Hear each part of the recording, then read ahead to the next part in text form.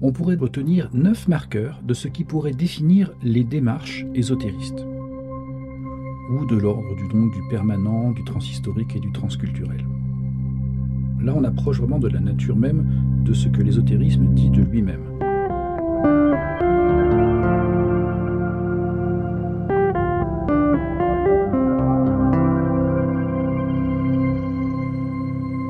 L'ésotérisme est une notion utilisée pour désigner pas mal de choses, mais en même temps, si on décide de définir ce que c'est que l'ésotérisme, là, ça commence à devenir très compliqué. Et c'est pourquoi j'ai commencé cette série du point de vue de la personne, et de sa quête notamment, lorsque l'on est concerné par quelque chose qui a à voir avec l'ésotérisme.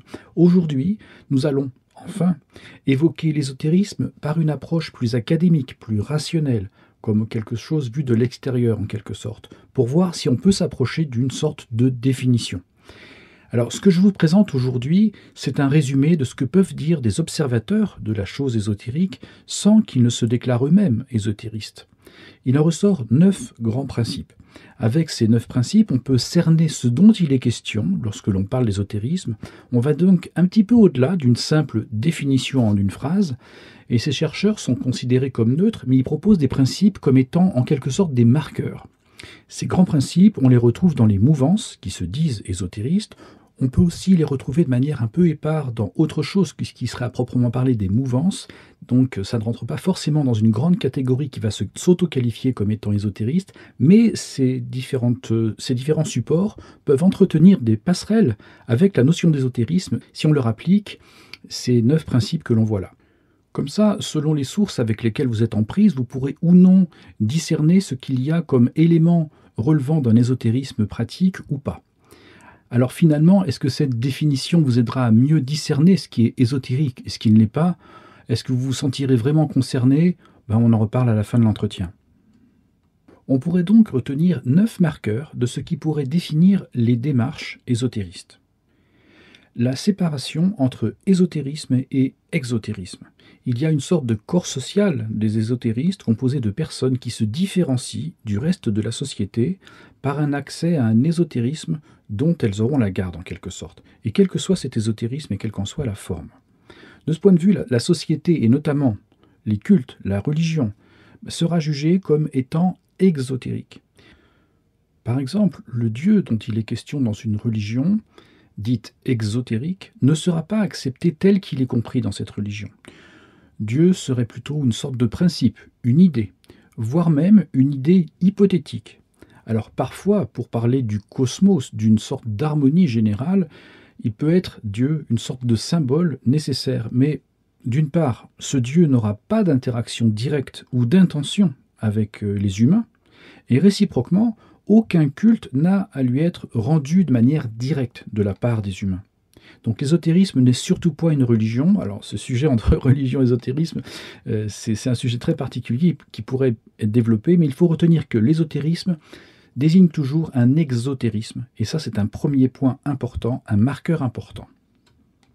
Ensuite, la notion d'universalité, de correspondance entre les différentes cultures ou les différents cultes qui sont éloignés entre eux par le temps, par l'espace, eh bien il y aurait une équivalence entre les religions, entre des religions, entre des mœurs, entre des philosophies, qui fait que des initiés, dépositaires de la connaissance ésotérique, eux s'estiment comme étant universels. Mais cette base commune, réelle ou pas, ne doit pas être perçue comme, on pourrait penser, le plus petit dénominateur commun entre différentes philosophies, entre différents peuples et autres. L'ésotérisme, au contraire, indiquera que ces plus petits dénominateurs communs, qui peuvent se retrouver dans différentes religions, différents systèmes philosophiques, sont en fait une synthèse métaphysique plus subtile et supérieure. Donc il ne s'agit pas d'une racine minimale, mais il s'agit au contraire d'un sommet, d'un maximum, de quelque chose d'ultime. Pour le dire autrement, ce n'est pas un nivellement, mais c'est perçu comme une sorte de quintessence, qui est basée, qui est enracinée sur une comparaison entre les différents cultes et les différentes philosophies ou systèmes, je vous dis. Donc ça induit ou ça introduit le fait qu'aucune religion n'est valable en réalité ou n'a de valeur en soi, puisqu'elle est de toute façon décidée comme étant exotérique. Donc en mettant ce plus petit dénominateur commun, l'ésotérisme se voit comme étant universel et ayant accès à une quintessence qui est inaccessible en quelque sorte à tout culte dit exotérique. Et toute personne participant à ce culte ne peut pas comprendre ce que c'est même la nature de l'ésotérisme. Donc c'est universel, puis en même temps c'est caché. Bon, c'est un peu particulier, mais là on approche vraiment de la nature même de ce que l'ésotérisme dit de lui-même. Autre marqueur important, la notion d'une initiation qui est transmise et qui tiendrait, dans le fil du point précédent, à se déclarer comme étant universelle et transhistorique. L'initiation, quelle que soit sa forme, se référera donc à des éléments qui viennent de cultures différentes, les unes des autres, de façon à illustrer à la fois la convergence et l'unité de ces cultures ou de ces cultes, qui d'abord est un postulat, et je reviendrai sur les postulats une autre fois, ainsi que le fait que le corps social des ésotéristes en est dépositaire de cette diversité-là dont il connaît donc la quintessence.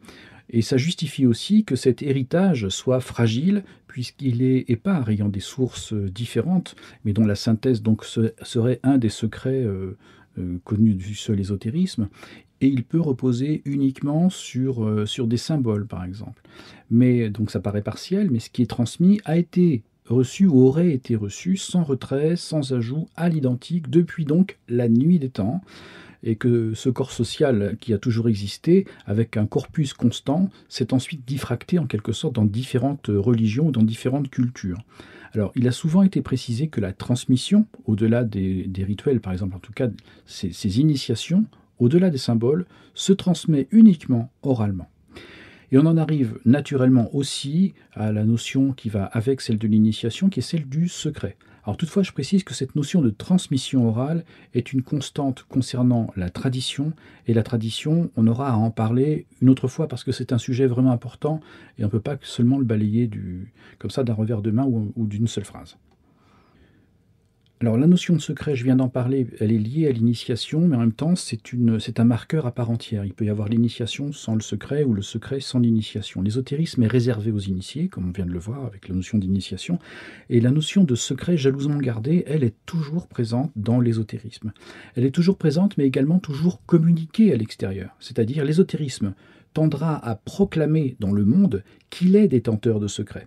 Lorsque l'on dispose de secrets, je ne suis pas certain que ce soit la meilleure façon de les garder secrets, mais bon, ça c'est une question de stratégie, c'est différent. La question du secret repose sur l'idée qu'il existe des messages cachés, livrés par des initiés du passé aux initiés d'aujourd'hui. Et les anciens initiés, ne voulant pas que leurs secrets justement ne soient dévoilés pour éviter de se faire persécuter par des méchants exotéristes, dissimuleraient ou auraient dissimulé leur connaissance à travers des allusions, à travers des symboles judicieusement placés pour que les futurs initiés puissent à l'avenir découvrir ce fameux ou ces fameux secrets. Plaçons-nous un instant du côté des récipiendaires de l'ésotérisme, de ceux qui reçoivent quelque chose, on leur dit, bon, surtout c'est ultra secret, il faut le dire à personne, ils vont avoir tendance à chercher des messages cachés systématiquement et un peu partout. À commencer par les écrits sacrés, forcément, puisqu'on parle aussi de l'exotérisme des religions, donc puisque les ésotéristes ont quelque chose de sacré, il doit y avoir quelque chose de dissimulé dans les écritures. Ils vont aussi avoir tendance à chercher des messages cachés ou des messages à double sens qui vont établir des ponts entre des significations identiques pour des passages différents ou au contraire trouver un sens inédit à certains passages très connus, je parle des Écritures, pouvant notamment illustrer par exemple que tous les cultes, malgré des formes différentes, transmettent les mêmes principes, ou que, puisqu'on va retrouver que l'ésotérisme c'est quelque chose qui dépend d'une voie intérieure, tout ce qui peut parler d'une vie intérieure va être mis en avant, notamment pour dire que Dieu est en soi. Ça, c'est une des choses qui est très à la mode actuellement. Mais ces secrets qui auront été découverts à travers une retraduction ou une relecture ou des ponts établis entre différents cultes seront tenus secrets, bien sûr. Ils vont renforcer l'idée d'une cohérence du corpus ésotérique, mais ils vont aller souvent à l'encontre de ce que disent l'histoire des religions, l'archéologie ou l'histoire tout court. Simplement, c'est l'interprétation qui va aller dans le même sens et qui va renforcer l'idée qu'il y a un corpus ésotérique et qu'il y a donc une connaissance secrète et qu'il faut surtout continuer à garder secrète. Donc ça peut devenir même une manière de penser que de voir des allusions partout, des secrets qui auraient été déposés par des anciens initiés, ici ou là, dans n'importe quelle situation en quelque sorte. Une autre notion importante qui sert de marqueur dans beaucoup d'ésotérisme, mais souvent qu'on retrouve de manière dans les institutions ésotéristes, c'est la notion d'impersonnalité des auteurs. Personne n'est désigné comme ayant vraiment une autorité morale ou une autorité spirituelle ou doctrinale sur quoi que ce soit. Bon, la réalité du terrain est un petit peu différente. Par exemple, comme on vient de le voir à travers des personnes réputées, initiées, qui sont censées transmettre des messages cachés, bon, ben là, c'est pas toujours impersonnel, hein. Mais l'impersonnalité est une sorte de principe que l'on retrouve dans tous les courants qui se disent ésotériques. Alors je pense bien entendu à René Guénon, qui reste un très bon exemple de cette impersonnalité en acte. Il ne semble jamais donner d'opinion personnelle et affecte un grand détachement, comme si tout ce qu'il écrivait était un message impersonnel, dicté par la seule intelligence suprême et la quintessence même de la connaissance, tout en représentant avec sa plume une autorité incontestable qu'il faut suivre et qui est considérée comme telle par beaucoup d'ésotéristes. Alors, je parlerai de René Guénon comme très bon exemple d'un auteur ésotériste à l'occasion. Ce n'est pas le sujet d'aujourd'hui, mais vous comprenez l'idée. C'est-à-dire que la notion d'impersonnalité est très présente, même si elle est utilisée ou manipulée par des auteurs qui semblent être impersonnels. Alors cependant, chaque auteur a sa propre définition de l'ésotérisme, chaque auteur a son propre champ d'action, et donc ça peut prendre des manifestations différentes. Mais ce genre d'auteurs qui font passer la connaissance universelle à travers leurs plumes, comme si ça venait pas d'eux, mais ça venait d'autre part, il y en existe plein, ça pullule, surtout actuellement, depuis je dirais, une trentaine d'années, avec des sensibilités différentes, mais c'est un marqueur important.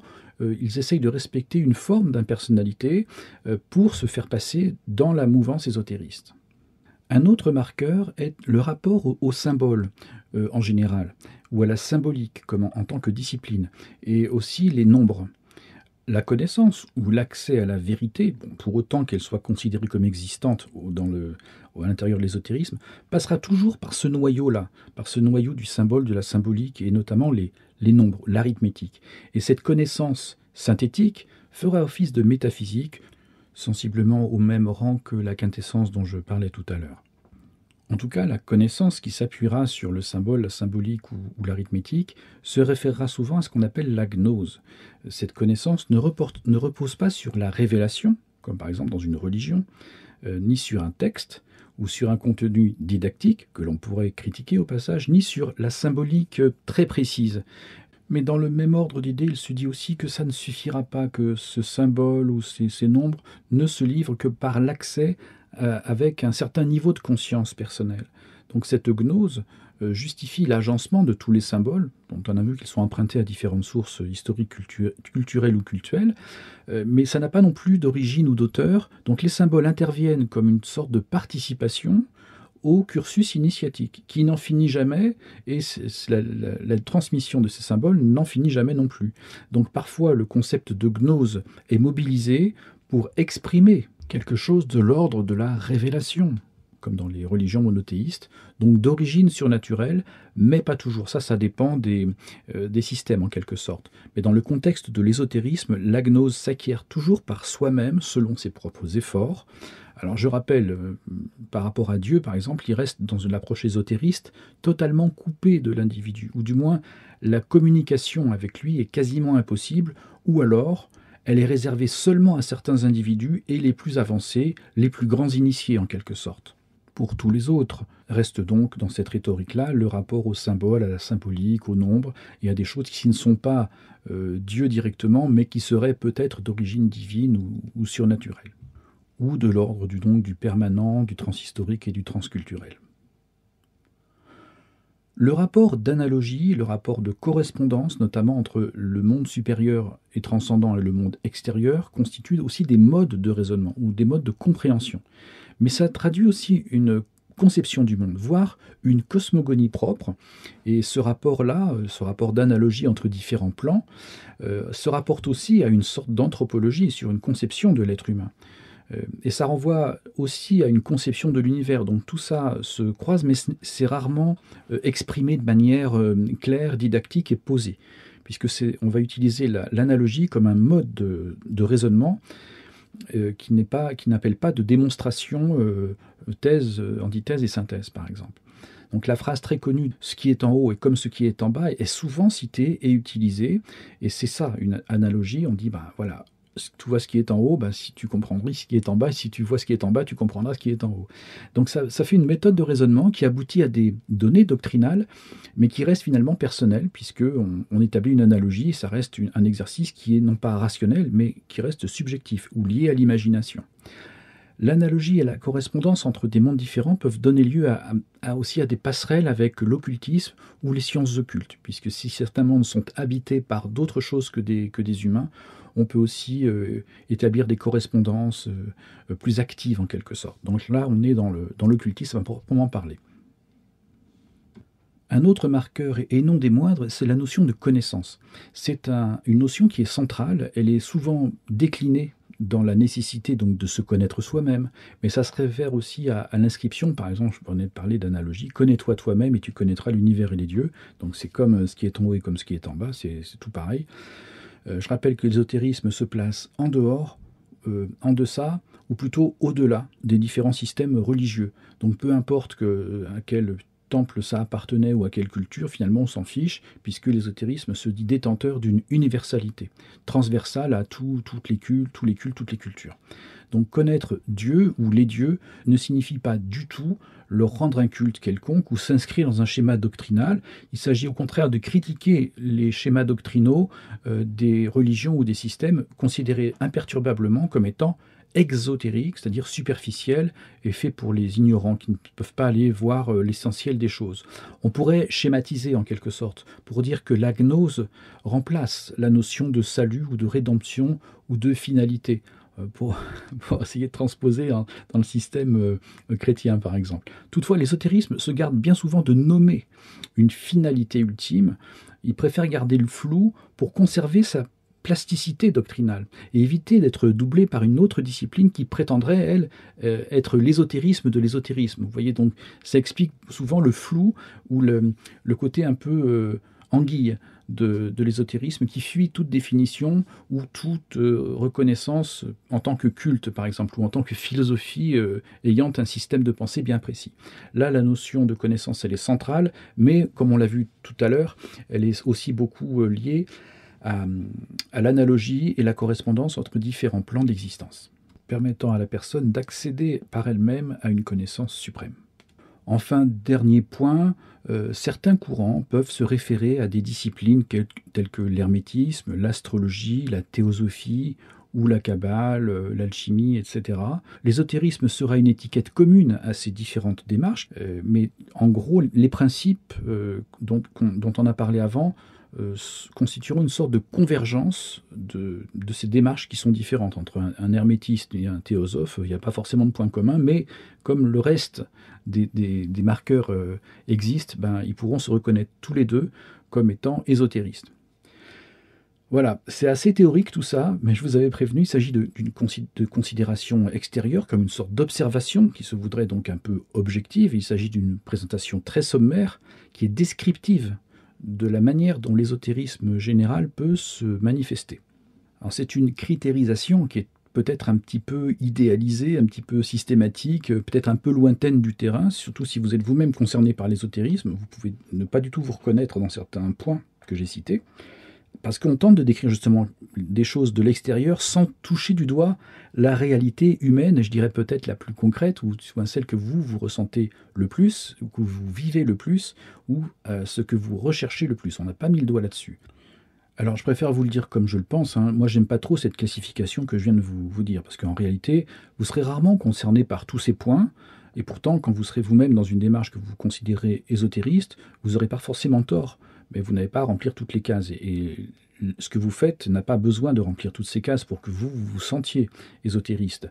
Vous pourriez même vous sentir concerné par un ou deux points, mais rarement tous. Donc, peut-être qu'à l'issue de cette description-là, on n'a pas avancé d'un pouce sur ce qu'est réellement l'ésotérisme, et puis quelles en sont les limites, ou les impasses, ou les pièges. Et puis si vous faites vos propres recherches, si vous êtes déjà concerné d'une manière ou d'une autre, vous verrez que certains auteurs, particulièrement ceux qui sont producteurs d'ésotérisme, ils essaient de communiquer à propos de leur système, des fois en utilisant d'autres notions, où ils substituent certaines notions à d'autres, ou ils veulent les appeler autrement. Parfois, certaines conceptions, certains termes scientifiques sont utilisés, parfois ce sont des termes religieux, ça permet d'avancer certaines théories, mais là, on est déjà dans du contenu. Maintenant que j'apprécie ou non cette grille de lecture, peu importe, elle a le mérite d'exister, et ça vous permettra, en reconnaissant certains points d'achoppement avec ce que vous rencontrez vous-même, de situer ce qui vous est proposé comme étant effectivement dans le domaine de l'ésotérisme, même si ça n'en a pas forcément l'étiquette.